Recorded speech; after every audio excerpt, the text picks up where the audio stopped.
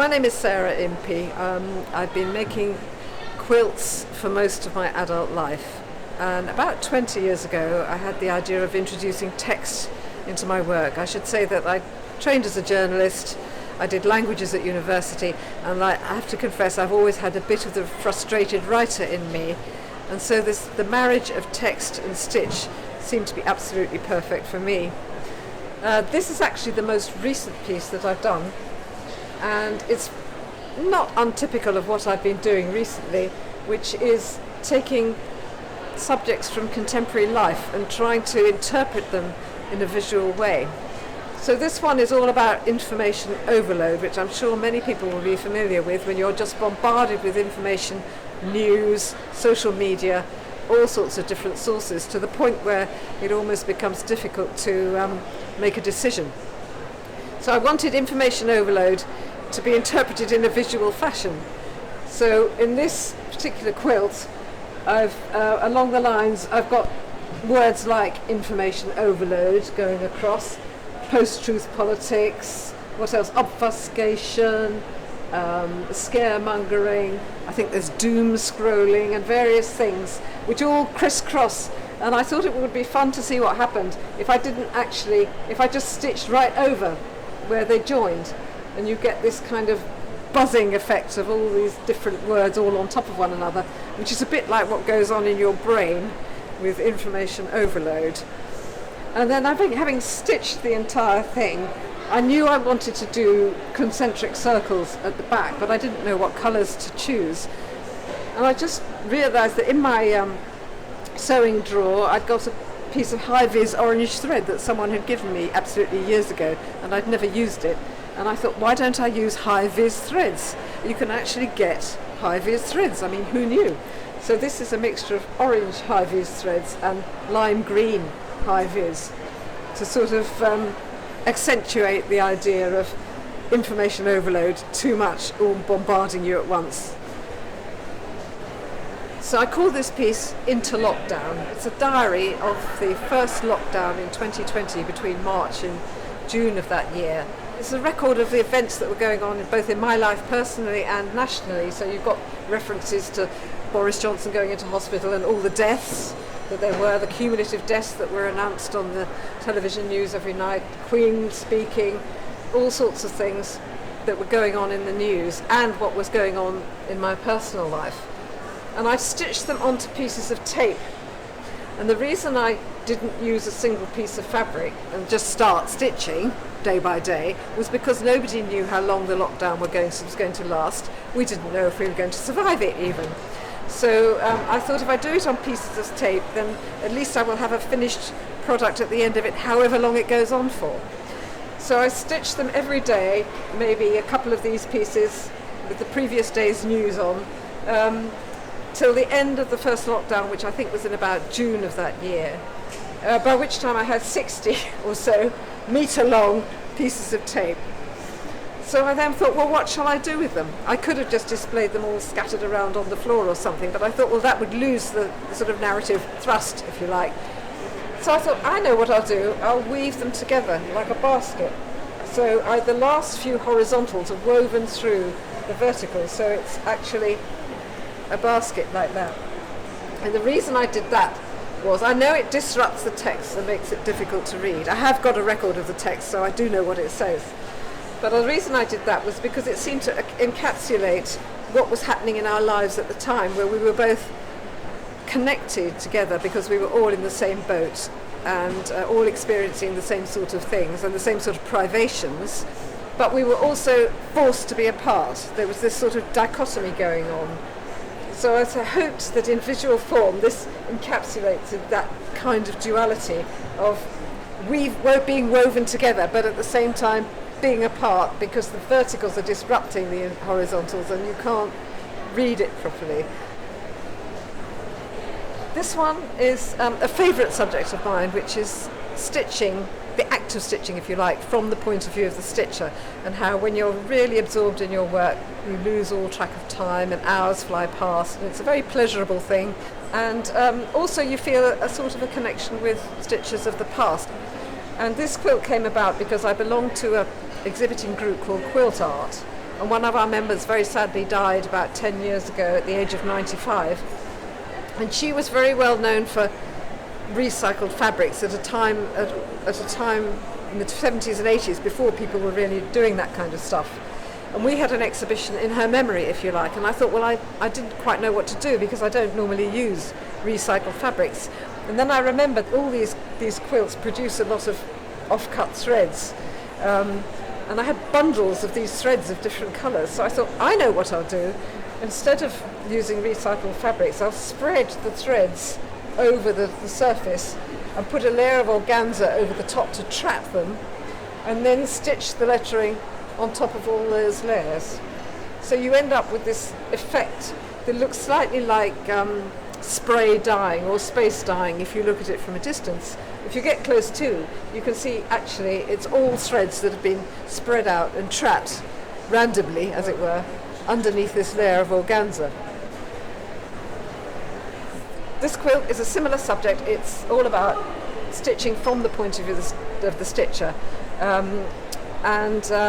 I rather made it up as I went along. I called it negative spaces, positive times.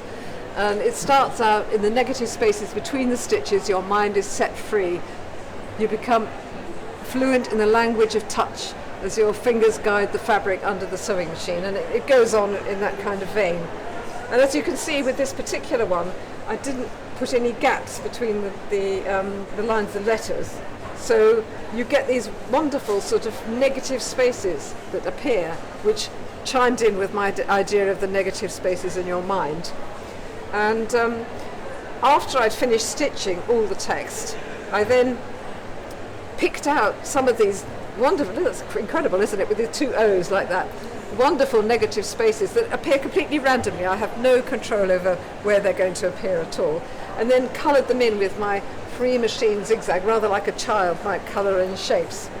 And I called the whole thing negative spaces, positive times, because time spent at the sewing machine for me, and I think for most people who stitch, is a positive time.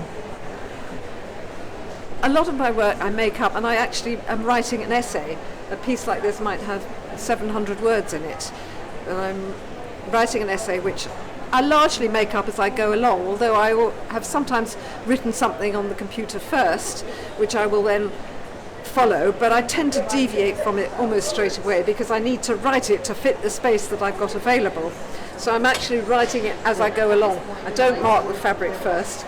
There's nothing between my brain and my needle, if you like. I'm composing it as I go along in a piece like this. And because I don't want to get to the end and find I'm in the middle of a word, and I don't want to leave great gaps at the end. So I'm actually writing it to fit the space that I've got. Sometimes when I come to read these things back, I find that the language is very slightly clunkier than I would use normally, but that's because I've had to perhaps add an extra phrasing so that it fits the space available. Do you see what I mean? When I'm being my journalistic training, I try not to waste any words and use expressions like "as a matter of fact" and things like that. I try to be as concise and succinct as I can, especially when you're stitching words, because you've got to stitch them all. But occasionally I find they are actually not as well written as I would have liked, but that's what it is on the piece. I like to take my ideas from what's happening in public life, and in the last 10 years or so, I suppose, or so, the subject of the truth in public life has become increasingly contentious with fake news, alternative facts, all this kind of thing. It's very well trodden territory. But I wanted to make quilts that sort of visually encapsulated all of that. And you think, well, how do you make a quilt that's about the truth and lies without doing it in any way pictorially? And so I had the idea of doing these tangled lines where it goes in and out, in and out, in and out, stitched with phrases to do with the truth and lies, well-known proverbs, things like being economical with the truth, and you can fool some of the people some of the time, you can't fool all the people all the time, and that kind of thing, on these lines that are meandering in and out, with the idea that once you start telling a lie, of course, you don't know where it's going to end, and everything gets into a tangle, and it's very hard to distinguish the truth from lies. And these were quite fiddly to do before I even put the text on, and quite difficult to do the text because I would be doing a long line of, like, well, that one actually only goes to there, but some of them go right across the whole thing. And if you've got a proverb that already exists and you start off and you don't know whether it's actually going to fit in, well, I can't estimate. So if I'm going to do a really long one and I fall short, then I'll put the person who's made the quote's name at the end, or the date or something, just to bring it to the far end. I quite enjoy doing this, and I plot these from the back. So I quilt a grid first, and then on the back of the fabric with pencil I will try and draw these lines so they're wavy lines, so they're distributed fairly evenly over the whole thing, which is quite hard to do actually, you'd be surprised. And the reason I do it on the back is because I can make a mess, because it's not, I'm going to put a fourth layer of fabric on so nobody's going to see what's inside. So I can even plot my lines in different coloured pencils so that I can keep tabs of where they are. I mean, I can't tell you what a mess these look on the back before I've even started stitching. So then I quilt these lines in a colour to match the background fabric, but from the back, so that the thread I'm going to use is in the bobbin, if you see what I mean. And then I've got a sort of matrix where I can do the text. But then I want them to go in and out and in and out. So I then have to stitch in a dark colour all around to make sure they all went in and out and in and out and in and out. So I've done that. And it's only at that point, which is quite a long way into the process, that I start stitching the text. And with these, I've said they're all proverbs. A lot of them are proverbs and they're well-known phrases. But actually, I have to admit, some of them I made up. And that's partly because I need to get them to fill the space available. So then I add all the colour, which is again rather like the negative spaces one. I go round like this, this is all free machine stitching, round the edge twice to give a nice firm line, and then I will do a zigzag like this and then a zigzag like this to fill it all in, and it's quite fun doing that because it's kind of mindless and enjoyable.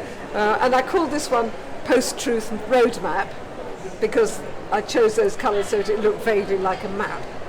And roadmap is a kind of a word that pops up in plans, in political plans and things like that, isn't it? I call this piece Fighting Talk.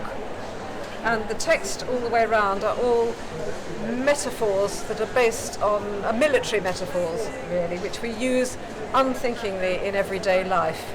But a lot of them have violence and conflict at their root. But as we use them in everyday life, we're not really aware of that. But in a political or diplomatic or military crisis, the use of the wrong word could have all sorts of unforeseen consequences. And when I made this quilted during Donald Trump's first presidency, when he was having a bit of an argument with Kim Jong-un of North Korea, and there was this sense that the future of the world hung on a possible mistranslation. It might spiral out of control just by a mistranslation and a misunderstanding of the use of language. So that was the inspiration behind this. And so the centre is like the crosshairs of a gun. And then I did like a stitched splat here.